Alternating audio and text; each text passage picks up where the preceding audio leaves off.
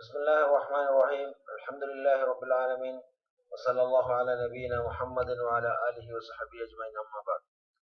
7 പ്രധാനപ്പെട്ട വ്യക്തിത്വങ്ങൾ അറബ് സാംസ്കാരിക നാഗരിക സാഹിത്യ നവോത്ഥാനത്തിന് മുതൽക്കൂട്ടായ 7 പ്രധാനപ്പെട്ട വ്യക്തികൾ അസാത്തീനുൻ നഹ്ള എന്ന പേരിൽ നമ്മൾ വിശദീകരിച്ചു വരികയായിരുന്നു.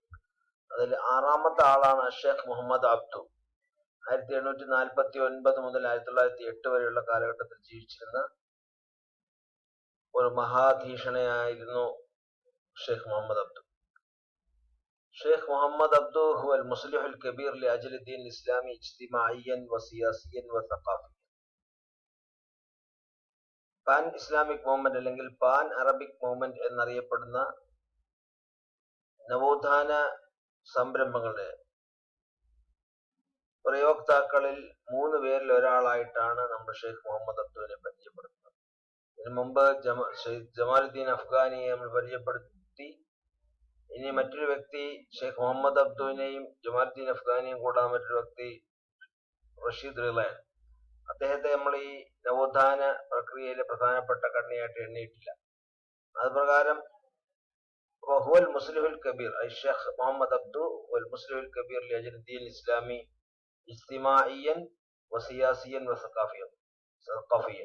സാംസ്കാരികമായി, രാഷ്ട്രീയമായി, സാമൂഹികമായി ഇസ്ലാമിക മത ദാർശനിക നവോത്ഥാന രംഗത്ത് പ്രധാനപ്പെട്ട ഒരു പരിഷ്കർത്താവായിട്ടാണ് ഷെയ്ഖ് മുഹമ്മദ് അബ്ദു അറിയപ്പെടുന്നത്. ഇഷ്തഹറക കാത്തിബൻ വാഇലൻ വഖതീബൻ. അദ്ദേഹം വലിയൊരു പ്രഭാഷകനായിട്ട്, ഒരു മതപ്രബോധകനായിട്ട്, ഒരു എഴുത്തുകാരനായിട്ട് ഒക്കെയാണ് കൂടുതലും അറിയപ്പെടുന്നത്. ഉലിദ ബി മഹല്ലത്തി നസ്ർ മിൻ ഇഖ്ലീമിൽ ബുഹൈറ ബിമിസ്ർ. മിസ്റിലെ ബുഹൈറ പ്രവിശ്യയിലെ നസ്ർ എന്ന സ്ഥലത്താണ് അദ്ദേഹം ജനിച്ചത്.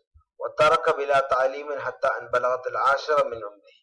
10 വയസ്സാവുന്നതുവരെ യാതൊരു തരത്തിലുള്ള പ്രാഥമിക വിദ്യാഭ്യാസവും നേടാതെയാണ് അദ്ദേഹം കഴിഞ്ഞുകൂടിയത്. സുമ്മ റഗബ ബിത്തഅലീം. പിന്നീട് വിദ്യാഭ്യാസത്തിൽ താല്പര്യം തോന്നുകയും ഫഹഫിളൽ ഖുർആൻ വതലബൽ ഇൽം ബിൽ ജാമിഅൽ അഹ്മദി സുമ്മ ഇന്തഖല ഇലൽ അസ്ഹർ വനബഗ ഫി ഉലൂമിഹി. അപ്പോൾ അത് കഴിഞ്ഞ് 10 വയസ്സിന് ശേഷം അദ്ദേഹം വിദ്യാഭ്യാസത്തിൽ താല്പര്യം കാണിക്കുകയും സുമ്മ റഗബ ബിത്തഅലീം ഫഹഫിളൽ ഖുർആൻ, ഖുർആൻ ഹിഫ്ളാക്കി, വതലബൽ ഇൽം വിദ്യ അഭ്യസിക്കാൻ തുടങ്ങി, ബിൽ ജാമിഅൽ അഹ്മദി, ജാമിഅൽ അഹ്മദി എന്ന വിദ്യാഭ്യാസ സുമ്മ ഇന്തഖല ഇലൽ അസ്ഹർ. പിന്നീട് അദ്ദേഹം അസ്ഹറിലേക്ക് മാറുന്നു. വനബഗ ഫി ഉലൂമിഹി. അദ്ദേഹം ആ വിജ്ഞാനങ്ങളിൽ അദ്ദേഹം പിന്നീട് എല്ലാ വിജ്ഞാനങ്ങളും നുകരുവാൻ, അതിൽ വളരെ ഗാധത്തിൽ നുബൂഹ് ഉണ്ടാകും, അതിൽ അവഗാധത്തിൽ വിജ്ഞാനം നേടുകയും പ്രാപ്തനാവുകയും ചെയ്തു എന്നുള്ളത്.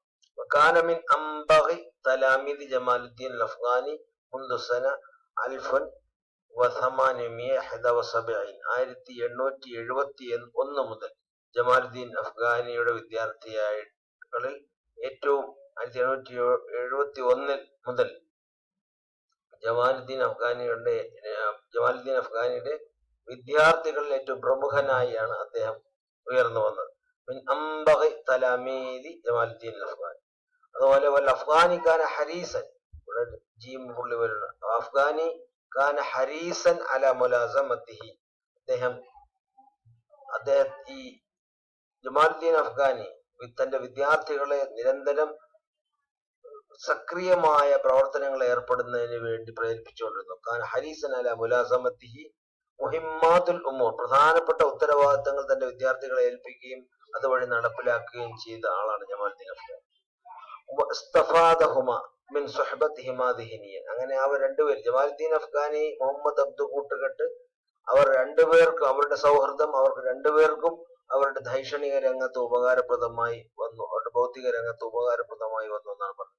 ഉഖ്തിറ മുദർരിസൻ ലിൽ അദബി വത്താരിഖ് ഫി ദാറുൽ ഉലൂം ഫി മദ്രസത്തുൽ അൽസിൻ. ദാറുൽ ഉലൂമിലും പിന്നീട് മദ്രസത്തുൽ അൽസിനിലും സാഹിത്യം, ചരിത്രം എന്നിവ പഠിപ്പിക്കുന്ന അധ്യാപകനായി അദ്ദേഹം തെരഞ്ഞെടുക്കപ്പെട്ടു. സുമ്മ അസ്ബഹ മുതർജിമൻ.